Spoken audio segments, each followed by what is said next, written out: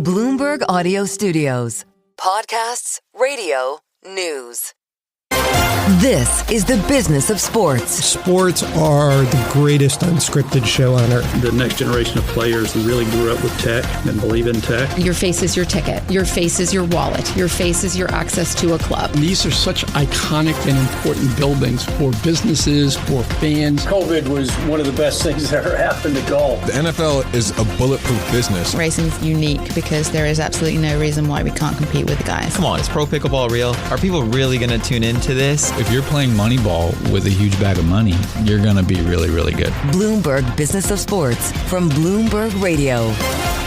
This is the Bloomberg Business of Sports, where we explore the big money issues in the world of sports. I'm Damian Sassower. And I'm Vanessa Perdomo. Michael Barr is off this week. Coming up on the show, we'll recap the Major League Baseball season and a wild World Series between the Dodgers and the Blue Jays. Bounces one, up the middle, bits to the back, over to first, to beat the champ. You gotta knock him out.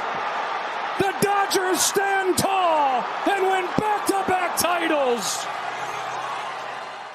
We'll talk with two-time World Series champion and MLB Network analyst Al Leiter for his reaction and insight. Plus, we'll hear part of my conversation with National Soccer Hall of Famer Briana Scurry, part of my new Business of Soccer series. All that is on the way, but first, we take a look at a company that wants to revolutionize how brands invest and partner with women's sports. Trailblazing Sports Group CEO Sara Gotfredson sat down with us recently along with Michael Barr to talk about her company and how it's boosting women's athletes in the women's sports space. Let's listen to that conversation. Sara, welcome to the Bloomberg Business of Sports. Thank you. It's great to be here with you all. I appreciate the time. You are the founder and CEO of Trailblazing Sports Group. Tell us about that. Well, we are a company that is just nearly 4 years old. And I founded Trailblazing after 18 years at ESPN, overseeing brand partnerships. But I really believe in the power of the purse and the power of brand marketers to really impact the growth of women's sports. So I really wanted to just focus on women's sports, although I love doing our college football and Monday night deals and NBA final partnerships. I really want to focus the next chapter of my career on just talking to brands about the ROI within women's and how they could invest authentically and connect with the growing fan base of women's sport. So, we are a boutique brand partnership firm and having fun doing it. Sara, I'm curious, when you were seeing things at ESPN and working on those brand deals and what drove you to do this, particularly in women's sports, were you seeing a lot left on the table there for women's sports and not a lot of attention being paid there that you realized so many people could benefit from something like this? And what sports necessarily were you thinking, wow, they really deserve more investment from the brand side? Yeah, I think ESPN was very early on. I mean, we're at the Women's Sports and Summit where I'm doing this podcast. And this is, I believe, their 15th year. So they believed in the power of women's sports early. And I, working with that team to get our brand partners like the Nikes of the world early on. But I did see some signals coming out of the pandemic where brands were asking, how do we lean in a little bit more? What could we do that's on the spots and dots and presenting of the WNBA games? So what really energized me was working with a few clients. So we worked with Google to create the first WNBA studio show. There was no WNBA countdown until about 5 years ago. We worked AT&T to do the Sue Bird and Diana Taurasi mega cap. I really was seeing some signals of brands wanting to lean in, and I wanted the opportunity to just work with brands across the ecosystem. So not just within the ESPN platforms that we had, but also work with teams and work with leagues and work with athletes. Because I do think that brands, again, have the in the purse. So if they can fuel athletes and can fuel the growth in teams and leagues, the ecosystem will be better for it. So, Sara, what I find most interesting is the way you create this incremental in-game advertising inventory, right? For, for example, in the middle of the game when there are free throws going on or, goals or whatever, I guess, stuff pops up on the rail of the show, kind of like what we're receiving when we're watching any sports these days. Talk to us about that business, about the future of that business, about the power of advertising in that way. Yeah. Well, it starts with the fact that women's sports fans are consuming 60% of women's sports content via streaming channels. And it's really because they've had to over the years. You couldn't just pop on a linear broadcast and find women's sports. So women's sports fans have been trained to actually search out women's sports content via CTV and via streaming. So we thought, okay, well, there's an opportunity here to do more than just have a 30-second spot that lives within the linear broadcast. So Trailblazing partnered with a company called Transmit. And what we do is we create incremental in-game inventory for advertisers around the biggest moments in women's sports. So if an advertiser wanted to target every three-point shot within the WNBA, we could actually serve a picture-in-picture or an L-bar unit within the game without having to go to commercial break after. If let's say a medical company or a healthcare company wanted to target injury timeouts, we could then serve an ad that's contextually relevant within moments in sports. And what we really love about it is for a long time, brands would say, we're trying to buy all, the inventory in women's sports. We just can't enough. And this is sort of debunking that myth of listen, we can inventory and we can create opportunities. So we're excited. It's called Trailblazing Moments across a number of different sports, LPGA, tennis, WNBA, NWSL. I know we are running out of time, but I would like your reaction to something. Tell me. I, being the old geezer, I always think of, what moment really started for women's sports to really put it on the map?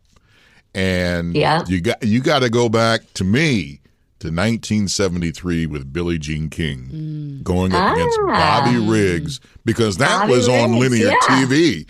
And I remember that very well. Yeah. And my mom, I'll never forget this. My mom, now she's not a big sports person, but I remember her watching this on ABC and my mom saying, "You get that, Bobby. You get that, Bobby." It's like, she sure did. She did. Your reaction to it. About a Billie Jean King. Thank you. Yes. Well, Billie Jean King, I mean, my company is named Trailblazing Sports Group, and I think Billie Jean is the ultimate trailblazer. Totally. And, her book, sure, is a privilege, is one everyone should read.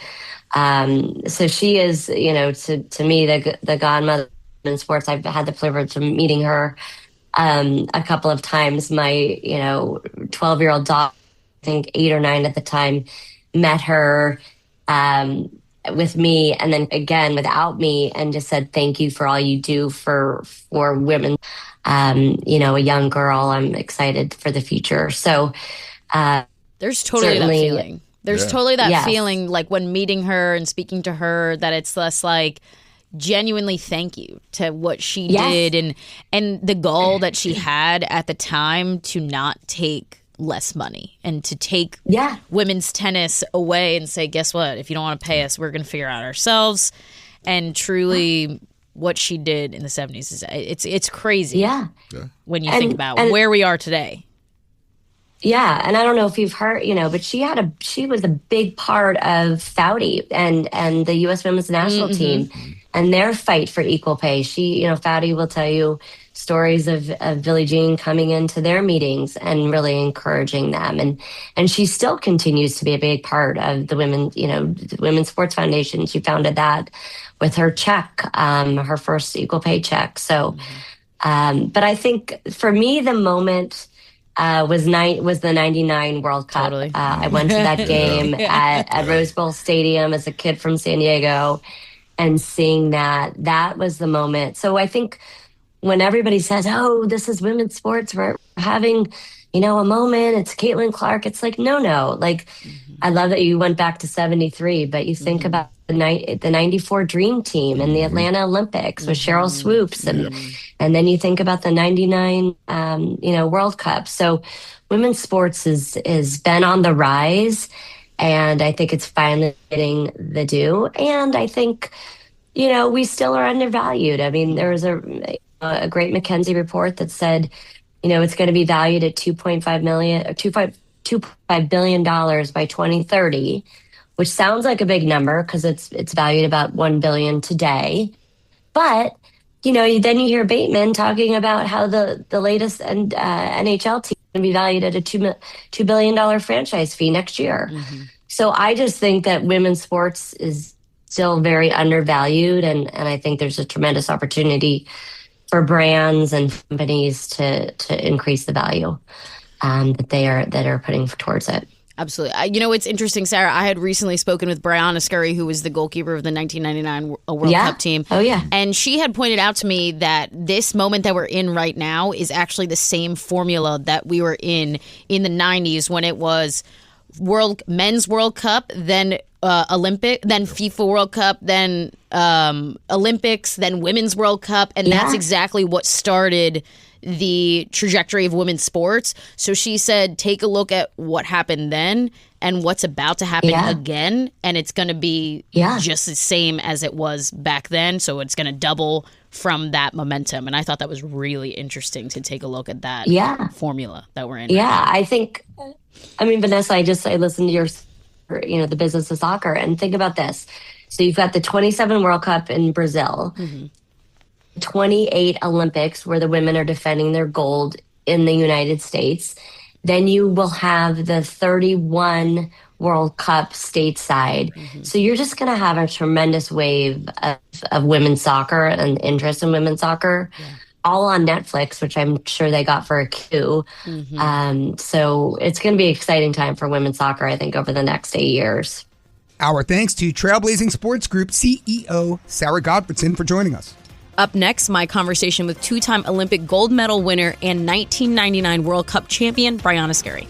For Vanessa Perdomo and Michael Barr, I'm Damian Sassower. You're listening to the Bloomberg Business of Sports from Bloomberg Radio around the world. The data that matters for your investment. NVIDIA still adding to its gains. And analysis on the companies making news on Wall Street. Tesla doing pretty well today. This is a stock that's kind of been ping-ponged around. Listen to the Stock Movers Report from Bloomberg. When are we going to start to see the effects of tariffs? It's your short audio report on the day's winners and losers in the stock market. We are seeing the company down about 25% year to date. Subscribe to the Stock Movers Report on Apple Podcasts, Spotify, or wherever you listen. This is Bloomberg Business of Sports from Bloomberg Radio. This is the Bloomberg Business of Sports, where we explore the big money issues in the world of sports. I'm Damian Sassower. And I'm Vanessa Perdomo. Michael Barr is sadly off this week. We're gearing up for the World Cup coming to the States with a new series, The Bloomberg Business of Soccer. You can catch new episodes on the Bloomberg Business of Sports podcast feed. Subscribe now on Apple, Spotify, and all your favorite podcast platforms so you never miss a new episode. On the latest edition of the Bloomberg Business of Soccer, I focused on goalkeepers.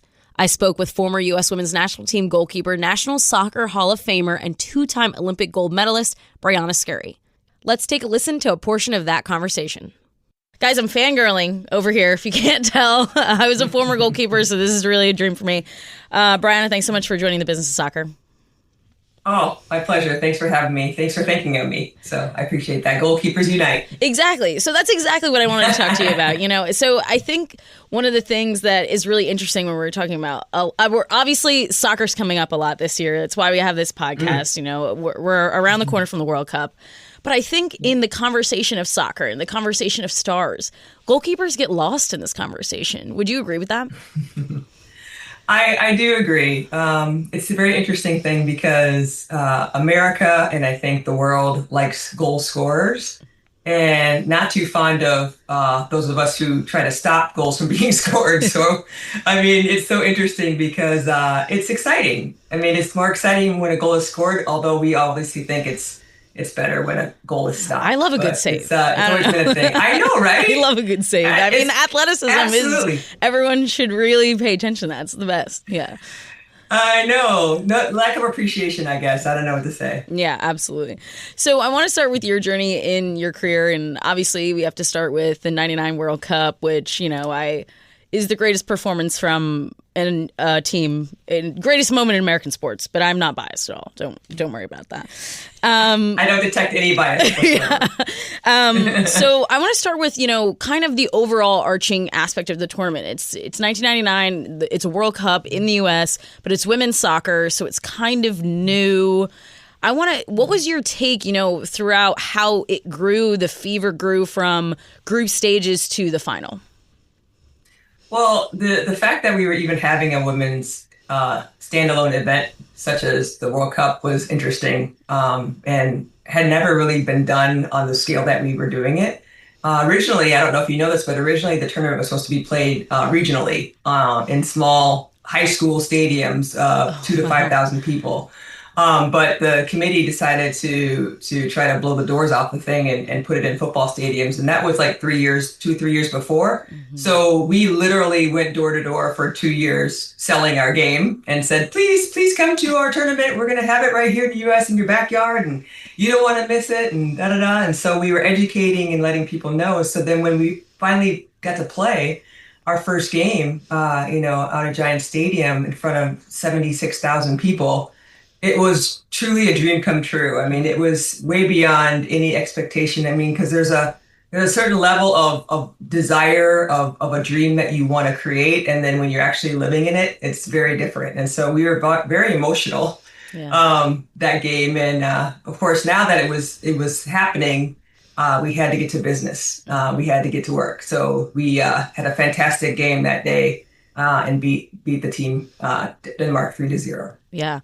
And obviously, I know that one of your dreams when you were younger was to be an Olympian. And you played in the Olympics, right, a couple of years before that. And that was also in the U.S.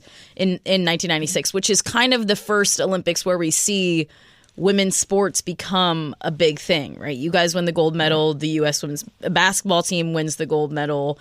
And that spurs the WNBA. And then you go into the moment of the World Cup. Did that have any momentum, do you think? Or was the World Cup still kind of this new concept? Everybody knew what the Olympics was, but not everyone maybe knew what the Women's World Cup was.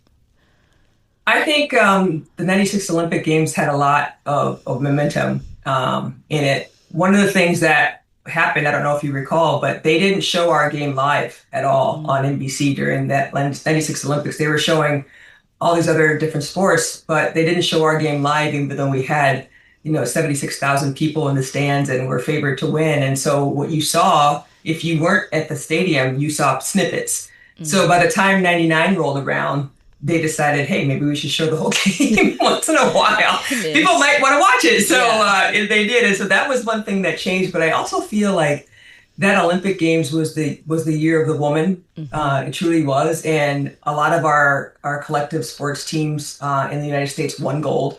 And I think that really had a shift in how women's sports was perceived, especially team sports. And so when we were trying to do this standalone World Cup tournament, a lot of people were skeptical because, they were like, oh, well, yeah, the Olympics, of course. Who doesn't want to see the Olympics? And who wouldn't want to go to a game, a gold medal game? And they were saying, well, this is very different. But we believed differently from them, and we thought we could pull it off. So I feel like the two combined tournaments really had an impact on each other. Yeah. And so for me, we had great momentum going into the 99 World Cup because of the 96 Olympics. Right. And so you win in the ultimate fashion of penalty kick shootout, which it's my favorite way to win, I think. It's just like the most incredible feeling. I don't think there's anything that beats it. But did you expect what the fervor that you guys got after winning 99? Mm-hmm.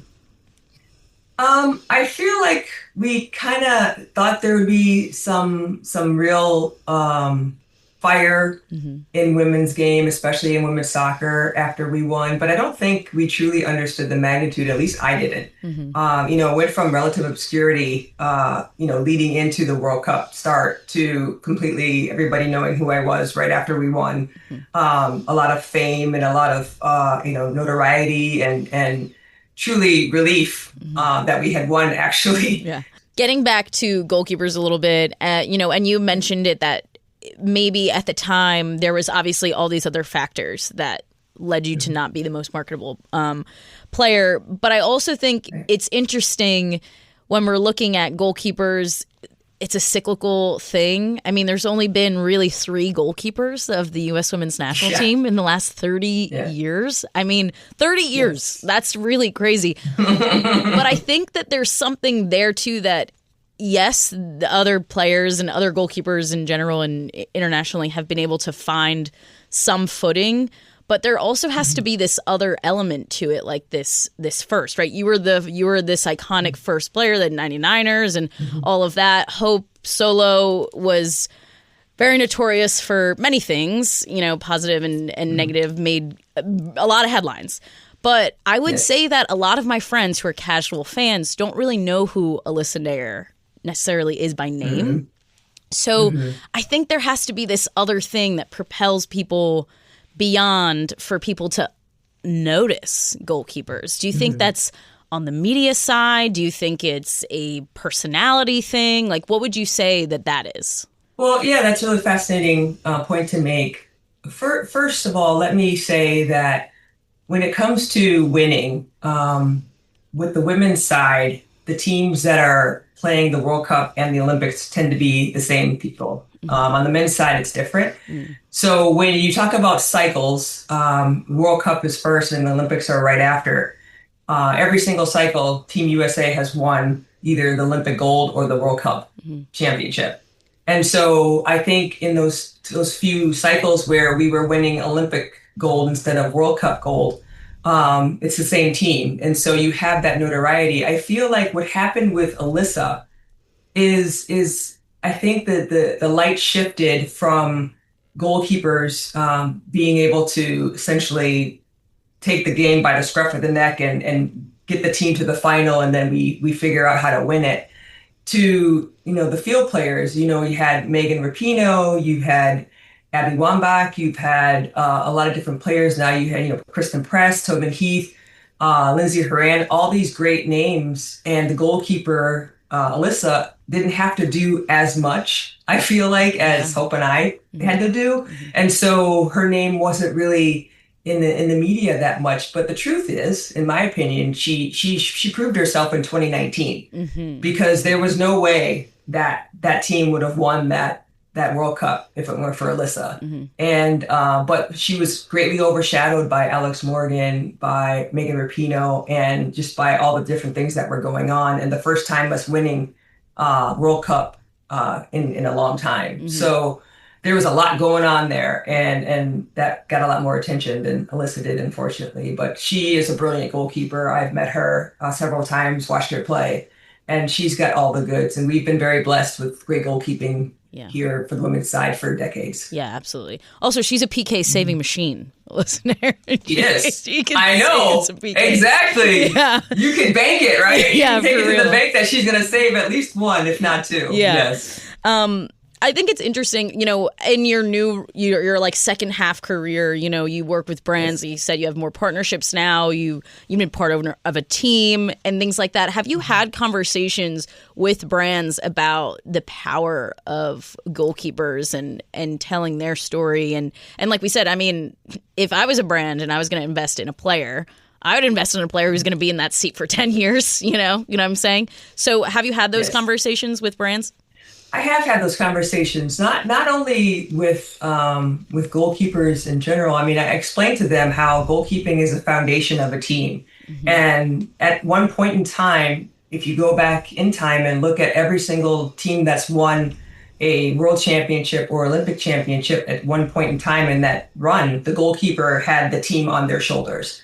And so if you don't have strong defensive goalkeeping, then you're not going to win. That's just how it works. And so who better to have represent you if you're a company that wants to, talk about strength or teamwork or camaraderie or leadership, goalkeepers are all those things wrapped into one. And in my case, I feel like not only am I a goalkeeper, but I was also a trailblazer. Mm-hmm. And so I understand how to literally blaze trails and make something there that was not there before. And so for me, I think the important thing too with goalkeepers is we tend to be rather cerebral in our ability to, decide who goes where and shift our teammates in positions to be strong as a team. I mean, I feel like one of my greatest traits was my ability to communicate to my backs and put them in the right position for them to be successful. And so all these steps of success, these attributes of success are all the same, whether you're on the pitch or in the boardroom. That's a portion of my conversation with all-time women's soccer great and my personal hero, Briana Scurry. Check out an extended edition of the conversation as part of the Bloomberg Business of Soccer. You can find that on the Business of Sports podcast feed on Apple, Spotify, and all your favorite podcast platforms. Up next, we recap the World Series and talk the upcoming baseball offseason with two-time World Series champ Al Leiter. For Damian Sassower, I'm Vanessa Perdomo. You're listening to the Bloomberg Business of Sports from Bloomberg Radio around the world. This is Bloomberg Business of Sports from Bloomberg Radio. Thanks for joining us on the Bloomberg Business of Sports, where we explore the big money issues in the world of sports. I'm Damian Sassower. And I'm Vanessa Perdomo. Michael Barr will be back next week. Damian, this weekend was by far the craziest World Series I have seen in a long time. I mean, Yoshinobu, Yamamoto, those are the only two words you need to remember, Vanessa. I mean, what an outstanding performance by him and the entire Dodgers team. I mean, I thought the Blue Jays had it. I thought the Blue Jays had it. They were within 1 inch of making it happen. Varsho, roller to second. Rojas comes home in time. And it's Miguel Rojas who ties it in the top of the ninth, saves it in the bottom of the ninth. Well, joining us now to recap a wild World Series and to look ahead to a busy offseason for baseball is one Mr. Al Leiter. He's a 19-year MLB vet, a two-time World Series champion, and is currently an MLB Network analyst on top of being a former New York Mets great. Al, welcome to the Bloomberg Business of Sports. Thank you. Good to be here, Damian. Vanessa, how are you? Well, we had one heck of a World Series, Al. What are the key takeaways from your point? I mean, Toronto, for that matter, Canada was up in arms. What an incredible World Series. What an incredible ending. What are your takeaways here? Well, the Dodgers are a super team, but they didn't do it as super everyone anticipated with their 93 wins this year. What they are able to do as a result of their deep pockets and large amount of revenue that they bring in is, quite frankly, they had front-end starters that were able to temper their workload until the end of the season, a la Blake Snell. Their one starter, Yoshinobu Yamamoto, unbelievable. Damian, Vanessa, I don't know how close you guys are to baseball. I pitched in the big leagues for 19 years. My son actually pitches now. I've been around it my whole life, and I never, ever would think someone can do what Yamamoto did. Game 6 innings, 100 pitches, right there at. And the next day, not only just to come in and pitch an inning, he pitches 3 innings. It's beyond comprehension. He deserved the MVP, and heartbreaking for me, I'll be honest. I played 7 years in Toronto and was part of some World Series teams. Very cool. It was in their hands, man. It was their series to win, and it was, again, heartbreaking. They're in Toronto, an entire country behind them, massive amount of people, eyeballs watching. Do you know, it was...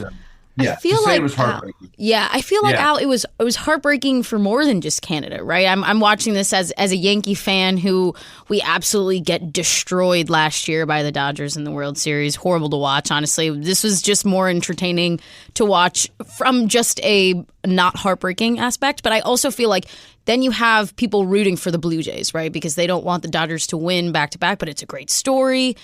Are the Dodgers the new evil empire? Is it gotten to the point yet where there will start to be people rooting just against them? Or are they just a likable team with the way they did win and the way they pulled it out, do you think?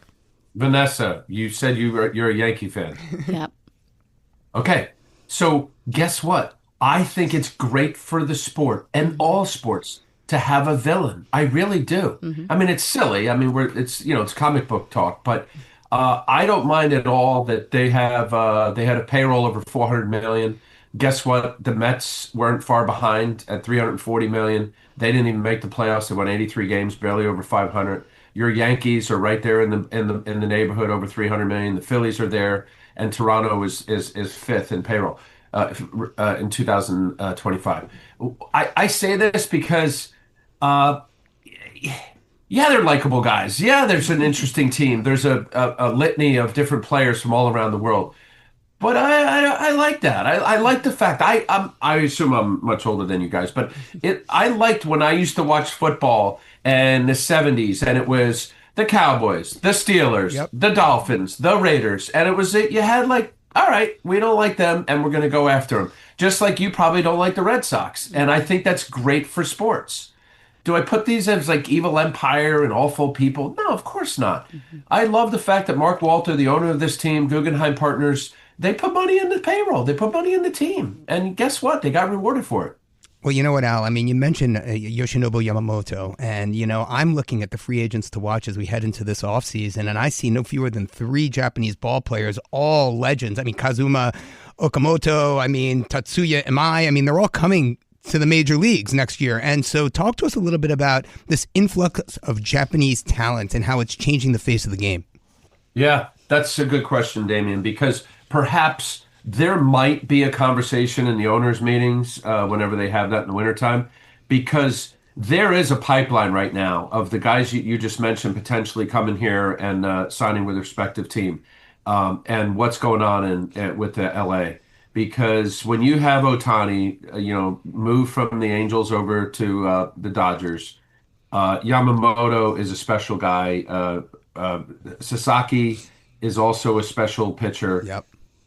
The free agents that you mentioned, if there's a cornering of the best Japanese talent with one respective team, I know it's free market, I know it's capitalism, but it would be a little disappointing to think that they're all pipelined to one organization. I hope that that's not the case, because there's talented players all around the world. We know that, right? The Caribbean has been littered with, great players: Dominican, Cuba, Venezuela, Puerto Rico, Mexico, etc. So here we are. This has become it. Here, I think this was pretty cool. Yoshinobu Yamamoto threw the first pitch in Major League Baseball in Tokyo when the Dodgers went there, and the last pitch was thrown by Yamamoto in Toronto, Canada. You couldn't get more of a better snapshot of where our sport is trying to go. Now, I know the NFL has put a corner on the market on that, or at least, with their experience of playing in mostly in Europe, but now Mexico and Brazil. So, yeah, the world's getting smaller. Well, you know what, Al? We know the A's are moving to Vegas, right? And I had asked you, league expansion, right? Look, what are your thoughts on expansion? Do you believe that we're going to see it in the coming years? I imagine, the answer would be yes, but I'm just curious to hear your thoughts. And what do you think about some of these cities? Nashville, we know, is a baseball city, but Salt Lake, Vegas, what are your thoughts? Yeah, if they don't, I would be massively disappointed. What you just set up there are strong candidates for a major league team. I 100% agree with you, and I don't know the media rights issue with a place like Nashville. Sure. It's close to Cincinnati, and you got St. Louis nearby, and I guess to a lesser extent Chicago. I don't know. Atlanta will probably get a little upset about it, but you can figure it out, right? It's all about money. Yeah. I think Nashville would be a golden ticket for whoever gets that franchise, and for Major League Baseball. As you know, being a anchor down. By the way. Way you go, huh? I know we had a tough one on the football side. I know. I don't know if we're out of it yet, but we'll see.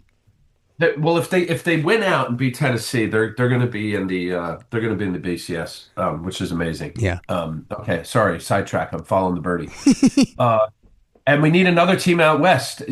Seattle has always been problematic with travel. It looks like Oakland is going to settle in Vegas. I hear Salt Lake. I don't know with Portland, maybe with their troubles that I read about and watch videos of downtown Portland. Maybe that's scaring baseball. I don't know. So we put a team out west. I'm all in for Nashville. If Nashville doesn't get an expansion team, I think they missed the boat on that. I really do. I couldn't agree. I know Charlotte is being mentioned. Probably that's probably the strongest four right there. No, I mean I agree with you. If Nashville misses out on this, I mean it would be a travesty. Also too, Damian, if they want to, I think there's some talk about realigning the whole thing, because once the national TV package expires, and I think that's in 27 or 8, there's a chance to renegotiate, right? And as you guys know, you're there at Bloomberg, you talk about numbers all the time. They got to figure out how to nationalize, if it's a word, the TV package, not only with a Fox or a TBS or NBC or whoever, but the regional sports networks, because not every regional sport network is, the YES network or NESN or some of the stronger ones, Marquee. There's some of the clubs that struggle, and their revenue is reflective based on viewership. So that's all in play. I think it's going to be a realignment to have, yes, Vanessa, the Yankees and the Mets in the same division. Oh my God, can you imagine? Gosh, that would be interesting. Well, Al, one last question from me. I mean, we just saw the Dodgers win their second in a row. I mean, the last time we saw back-to-back champions, you know who it was. It was our 98-2000 New York Yankees, but it's only happened 4 times in the history of Major League Baseball. What do you think about the Dodgers' chances next year? I'm going to say they're probably the favorite. I don't know what the line's going to be, but you have an ownership group that will continue to spend. And I'm not saying all spending results in world championships, but it's pretty close. Pretty strong correlation. Yeah, strong correlation. Thank you. I mean, you got the number one. The Mets are disappointing, right? No question about it. Second highest. It's my favorite story, actually. Yeah. I'm looking at it again on Spot Track. The Yankees playoff team 3rd, Phillies playoff team 4th, Toronto World Series 5th, San Diego playoff team, Boston playoff team, Houston missed. The other one, Chicago. Chicago's 11th. So there's a correlation, and why not? That I don't see Ohtani. Yamamoto's only going to get better. Roki Sasaki is a young kid. He's going to get better. Yeah. It's all about the way they spend. They spend smart, and they get some good guys. That's right. I mean, honestly, a lot of the owners want the model of truly the Tampa Bay Rays. You look at their win-loss record over the last however many years; they're right up there with the big dogs. Another team, surprising, because I was working the World Series and I was curious about payroll. The Cleveland Guardians. I went back to when the Dodgers started winning. I think it was 2013. The Cleveland Guardians were 2nd or 3rd to only the Yankees and the Dodgers. And the Guardians, not a big payroll, not a big market, not a big revenue. So when the deep-pocketed owners sit there and say, why am I spending $350 million on players when the Rays and the Guardians, whoop our butts once in a while? Well, everyone needs a better system, is what it is. Yeah, better farm system, because they're very good at that. That's it. The mousetrap. They're all trying to get ahead, but it's splitting hairs because they're extrapolating data and number and analytics from kind of the same places. They really are. Our thanks to 2-time World Series champion and MLB Network analyst Al Leiter for joining us. And that does it for this edition of the Bloomberg Business of Sports. For Damian Sassower, I'm Vanessa Perdomo. Tune in again next week for the latest on the stories moving big money in the world of sports. And don't forget to catch our podcast on all your podcast platforms. You're listening to the Bloomberg Business of Sports from Bloomberg Radio around the world. Stay with us. Today's top stories and global business headlines are coming up right now.